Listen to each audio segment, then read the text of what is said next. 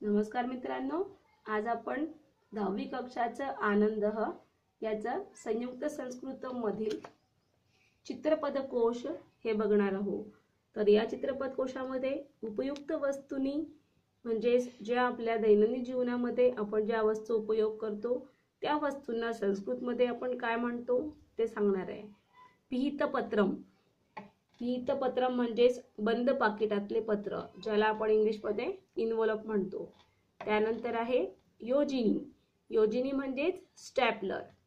त्यानंतर संदशः, संदश याचा अर्थ पेपर क्लिप असा होतो। संचिका, संचिका याचा अर्थ फाईल असा होतो।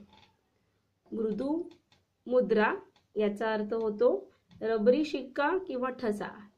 मूल्यांक म्हणजेच टपाल तिकीट किंवा स्टॅम्प पेपर असं म्हणतो। रंध्रिका, रंध्रिकाचा अर्थ होतो पंचिंग मशीन। सांद्र मुद्रिका याचा अर्थ असा होतो सीडी। संश्लेष पट्टिका याचा अर्थ होतो चिकटपट्टी। विद्युत कोशः याचा अर्थ होतो विद्युत घट किंवा सेल। स्मृतिशलाका याचा अर्थ होतो पेन ड्राइव्ह।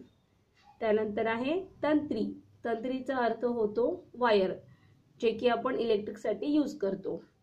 त्याच्यानंतर दृश्य फलकम याचा अर्थ होतो संगणकाचा पडदा।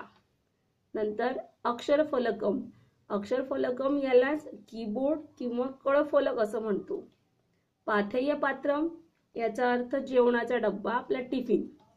वस्त्रसूची याचा अर्थ होतो सेफ्टी पिन। धन्यवाद मित्रांनो।